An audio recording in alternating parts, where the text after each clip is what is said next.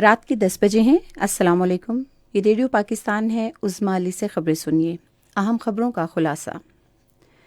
وزیر اعظم نے ملک کے سیلاب سے متاثرہ علاقوں میں امداد اور بحالی کا کام تیز کرنے کی ہدایت کی ہے۔ پاکستان ڈیموکریٹک موومنٹ نے پاکستان تحریک انصاف کے ممنوعہ فنڈنگ کیس میں الیکشن کمیشن کے فیصلے کے بعد قانون کے مطابق فوری کارروائی کا مطالبہ کیا ہے۔ وزیر داخلہ نے آج شام وزیر اطلاعات کے ہمراہ نیوز کانفرنس سے خطاب کرتے ہوئے پاکستان تحریک انصاف سے کہا کہ وہ اسلام آباد کے ریڈ زون میں امن و امان میں خلل ڈالنے سے گریز کرے۔ نیو یارک میں قائم انسانی حقوق کی بین الاقوامی تنظیم ہیومن رائٹس واچ نے کہا کہ بھارتی حکومت کی جابرانہ پالیسیوں اور انسانی حقوق کی پامالیوں کی تحقیقات میں ناکامی کی وجہ سے کشمیریوں میں عدم تحفظ کا احساس بڑھ رہا ہے۔ خبریں اب تفصیل کے ساتھ۔ وزیر اعظم شہباز شریف نے بلوچستان کے سیلاب سے متاثرہ علاقوں میں بچاؤ، امداد اور بحالی کے اقدامات کی 24 گھنٹے نگرانی کا حکم دیا ہے۔ انہوں نے یہ حکم متعلقہ افسران کی طرف سے سیلابی صورتحال پر اسلام آباد میں دی گئی بریفنگ کے دوران دیا۔ شہباز شریف نے سیلاب سے متاثرین کی امداد اور انہیں رقوم کی ادائیگیوں کی تازہ صورتحال سے متعلق ہر 48 گھنٹے کے بعد رپورٹ جمع کرانے کا بھی حکم دیا۔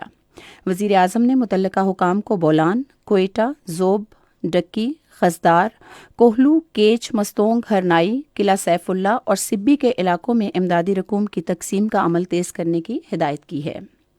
انہوں نے سندھ، خیبر پختونخوا اور پنجاب کے سیلاب سے متاثرہ علاقوں میں بھی امداد اور بچاؤ کے کام تیز کرنے کی ہدایت کی ہے۔ وزیر اعظم محمد شہباز شریف نے پاکستان اور جاپان کے درمیان تمام شعبوں میں قابل قدر شراکت داری کو مزید مضبوط بنانے کے عزم کا اعادہ کیا ہے۔ انہوں نے یہ بات اسلام آباد میں جاپان کے امور خارجہ کے بارے میں نائب پارلیمانی وزیر ہونڈا تارو سے گفتگو کرتے ہوئے کہی۔ وزیر اعظم نے حکومت جاپان کی جانب سے پاکستان میں بنیادی ڈھانچے اور سماجی اقتصادی ترقی کے لیے امداد کی فراہمی کو سراہا۔ پاکستان اور جاپان نے عالمی امن و سلامتی کے فروغ کے لیے دو طرفہ تعلقات اور تعاون کو فروغ دینے کے عزم کا اعادہ کیا ہے۔ اس عزم کا اظہار آج اسلام آباد میں امور خارجہ کی وزیر مملکت ہنا ربانی گھر اور جاپان کے امور خارجہ کے پارلیمانی نائب ہونڈا تارو کے درمیان ملاقات میں کیا گیا۔ ہنا ربانی گھر نے تمام شعبوں میں پاکستان اور جاپان کے درمیان تعلقات کو مستحکم کرنے کے نئے طریقے تلاش کرنے کی ضرورت پر بھی زور دیا ہے۔ پاکستان ڈیموکریٹک موومنٹ کے چیئرمین اور جمعیت علماء اسلام کے سربراہ مولانا فضل الرحمان نے کہا ہے کہ پاکستان تحریک انصاف کی ممنوعہ فنڈنگ مقدمے میں الیکشن کمیشن کے فیصلے کے بعد قانون کے مطابق فوری کارروائی کی جائے۔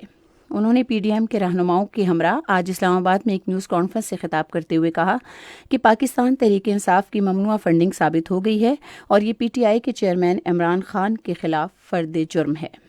مولانا فضل الرحمان نے کہا کہ پی ٹی آئی کے سربراہ نے آئین شکنی کی اور اپنے حلف کی خلاف ورزی کی اور اب وہ صادق اور امین نہیں رہے۔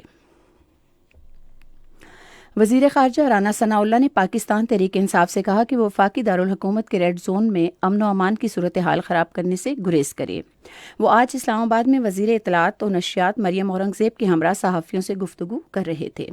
وزیر داخلہ نے کہا کہ پاکستان تحریک انصاف کے کارکن ریڈ زون میں داخلے اور الیکشن کمیشن کے باہر کسی بھی قسم کے احتجاجی مظاہروں سے باز رہیں۔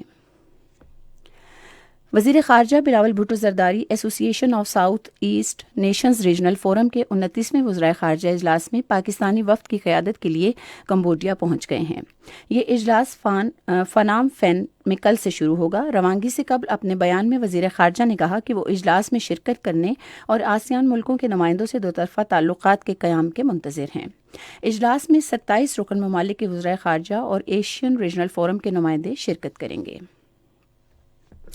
لسبیلا میں ہیلی کاپٹر حادثے میں شہادت پانے والے لیفٹیننٹ جنرل سرفراز علی، میجر جنرل امجد حنیف اور بریگیڈیئر محمد خالد کی اجتماعی نماز جنازہ آج شام آرمی قبرستان راولپنڈی میں ادا کی گئی۔ بری فوج کے سربراہ جنرل قمر جاوید باجوہ اور دیگر services chief, chairman joint chief of staff committee, اعلیٰ فوجی و سول افسران اور مختلف شعبہ زندگی سے تعلق رکھنے والے افراد نے بڑی تعداد میں نماز جنازہ میں شرکت کی۔ بعد میں شہداء کو پورے فوجی اعزاز کے ساتھ سپرد خاک کیا گیا۔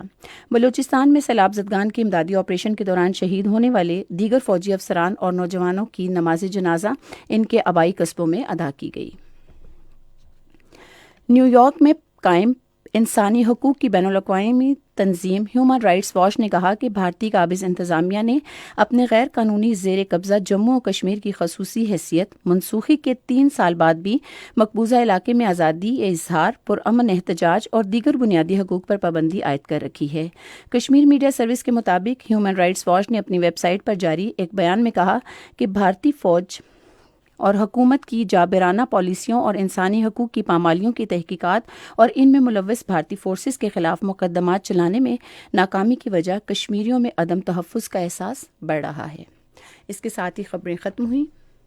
مزید خبروں اور اپڈیٹس کے لیے آئیے ہماری ویب سائٹ پر، پتہ ہے radio.gov.pk، اور فیس بک پہ link radio Pakistan news official پر براہ راست ویڈیو سٹریمنگ بھی ملاحظہ کیجیے۔